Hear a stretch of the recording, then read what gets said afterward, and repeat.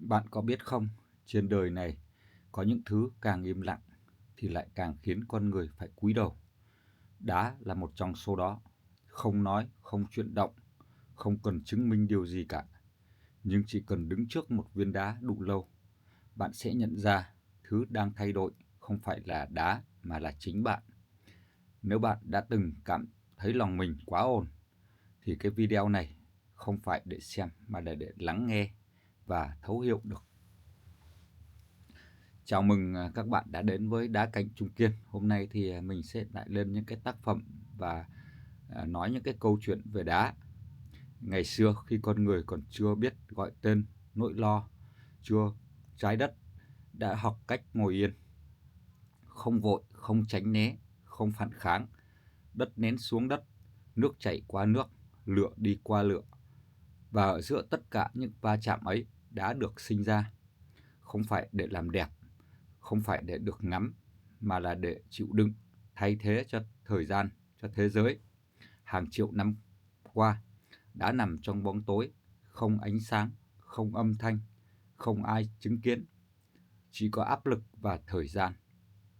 Những gì yếu thì nó sẽ tan, những gì rỗng thì sẽ vỡ. Chỉ có những gì đủ tĩnh nó mới ở lại và tồn tại mãi với thời gian. Và chính sự ở lại đó tạo nên linh hồn của đá. Hồn đá không nằm ở hình dáng, không nằm ở màu sắc, mà nằm ở những gì nó đã trải qua thời gian mà vẫn không mất mình. Con người khi xuất hiện, thế giới bắt đầu có những cái sự ồn ào, tiếng nói, tiếng nghĩ, tiếng so sánh, tiếng hơn thua. Con người đi rất nhanh, nhanh đến mức họ không còn nghe được nhịp thở của chính mình. Và rồi có những người mệt, không phải mệt vì thiếu mà mệt vì quá nhiều. Họ phải làm ngày 13, 14 đến 10, thậm chí đến 16 tiếng đồng hồ trên một ngày, rất là mệt. Họ bắt đầu tìm một cái thứ gì đó không yêu cầu, không đòi hỏi, không thúc ép. Và đến một ngày nào đó họ đã gặp được, đó chính là đá. Ban đầu chỉ là vô tình, một cái ánh nhìn lướt qua, một khoảnh khắc dừng chân. Nhưng kỳ lạ thay, càng nhìn lâu, lòng càng chậm. Viên đá không dạy thiền, không nói về thiền, nhưng tự nó đã là thiền rồi. Bởi đá không ở quá khứ, cũng không ở tương lai. Đá chỉ ở hiện tại và bây giờ. Ngồi trước một viên đá, người ta không cần làm gì cả, chỉ cần thở và nhìn, ngắm chúng. Mỗi một cái đường vân là một nhịp thở cổ xưa, mỗi một cái mảng màu là một kỷ niệm của trái đất. Có viên đá mang thế núi, nhìn vào thấy mình cần vững. Có viên đá thì mang thế nước, nhìn vào thấy mình cần mềm mại. Có viên đá thì trống trải, nhìn vào mới biết mình đã chất chứa quá nhiều. Đó là lúc đá không còn là vật mà trở thành một tấm gương, không phản chiếu hình dáng, không phản chiếu nội tâm. Tại đá cạnh Trung Kiên, đá không còn được chọn bằng mắt vội vàng, mà có những viên phải nhìn nhiều ngày, có những viên phải đặt lên, đặt xuống, rồi có những viên phải chờ người đủ tĩnh mới nhận ra được. Bởi đá có linh khí, không hợp với người gấp. Người càng nóng, đá càng im, người càng vội thì đá càng xa. Chỉ khi người ngồi xuống, đá mới mờ. Và khi đá đã mờ, nó không cho bạn thêm thứ gì cả. Nó chỉ lấy đi sự nôn nóng, lấy đi sự bất an, lấy đi những suy nghĩ thừa. Đó chính là thiền. Không hương, không tiếng chuông, không một nghi thức, chỉ có đá và bạn.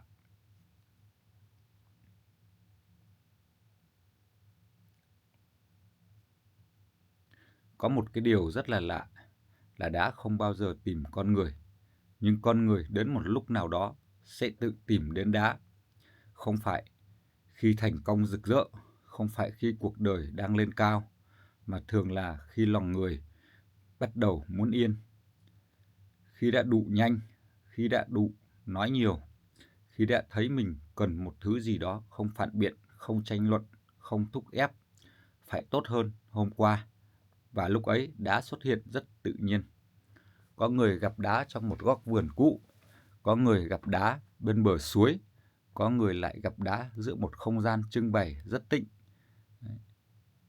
Và còn rất nhiều trường hợp để mà ta gặp và cảm nhận được đá. Những khoảnh khắc ấy thì nhận ra đá luôn giống nhau, là một cái sự im lặng kéo dài hơn bình thường. Người ta không nói, ồ viên đá này đẹp quá, không hỏi viên này bao nhiêu tiền, chỉ đứng đó rất lâu. Bởi trong cái khoảnh khắc ấy, đá không còn là đối tượng để nhìn mà trở thành một cái điểm tựa để tâm dừng lại. Có những viên đá đặt trong nhà làm việc không để ngắm mà để nhắc người ta rằng đừng có vội, cuộc sống này hãy cứ bình tĩnh, nhẹ nhàng để mọi thứ trôi qua. Có những viên đá đặt ở phòng khách không phải là để khoe mà để khi bước vào tự nhiên hạ giọng. Có những viên đá đặt trong không gian thiền không để tập trung mà để buông.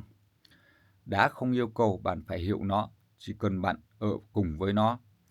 Và ở càng lâu, bạn sẽ nhận ra một cái điều rất là sâu. Đá không thay đổi không gian, đá định hình nhịp sống. Một căn phòng có đá thường ít những cái tiếng ồn hơn. Một ngôi nhà có đá thường chậm hơn. Một người sống cùng với đá lâu ngày sẽ tự nhiên bớt nói về hơn thua. Bởi đá đi qua mọi hơn thua từ rất lâu rồi. Tại đá cạnh Trung Kiên, đá không được đặt vào nhà ngay.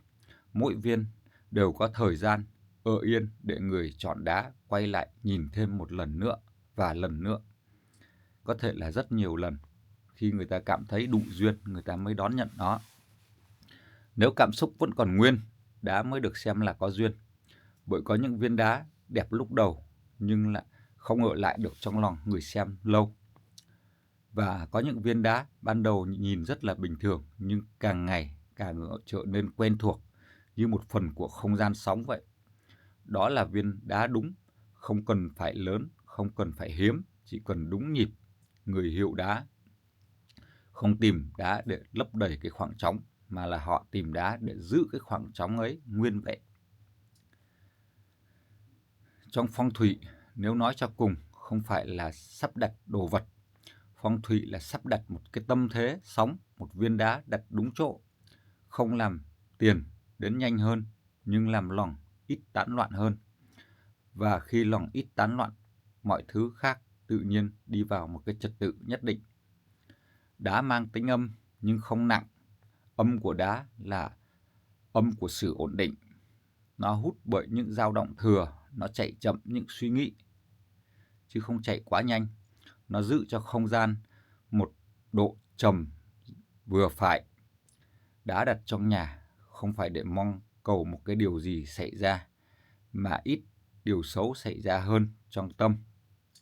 Có người hỏi, đá này hợp mệnh gì, tôi có hợp không? Nhưng câu hỏi đúng hơn là lòng mình có hợp với sự tĩnh này hay không? Bởi đá không ép ai cả, nó chỉ ở đó, ai hợp thì ở lại, ai không hợp sẽ tự rời đi. Hồn đá là thứ chỉ mở ra khi con người không còn muốn kiểm soát, khi không còn muốn đá phải mang ý nghĩa gì, khi không còn muốn đá phải chứng minh một cái giá trị gì, khi đơn giản là nó đã cùng tồn tại với mình. Và lúc ấy đá không còn là một cái vật phong thủy, đã trở thành nơi an trú, một cái chỗ để tâm quay về, một cái điểm để hơi thở dừng lại, và một sự hiện diện không đòi hỏi. Đó là cái lý do người yêu đá cạnh lâu năm thường rất khó thay đá. Khi một cái tác phẩm mà các bác yêu thích thì nó có nhiều cái lý do để mà mình yêu thích, và để mà rời nó đi cho nhượng lại cho người khác thì nhiều khi nó rất là tiếc nối, đúng không? Tiền bạc thì nó chỉ là, nó cũng không có ý nghĩa gì bằng cái vật mình đã yêu quý nó, bởi vì đam mê mà.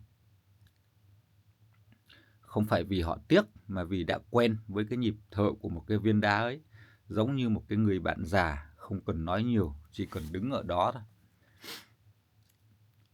Nếu bạn đã nghe đến tận cái phút cuối, có lẽ bạn không đến đây để xem đá, mà bạn đến đây để tìm lại một cái phần tĩnh lặng mà cuộc sống này đã lấy đi quá nhanh. đá không có giữ bạn ở lại, nhưng nếu bạn ở lại, bạn sẽ cùng, ờ, đá ở rất là lâu. Cảm ơn các bạn đã dành cái thời gian để mà xem hết cái video này. Đá cảnh Trung Kiên cùng với, hồn đá và thiền.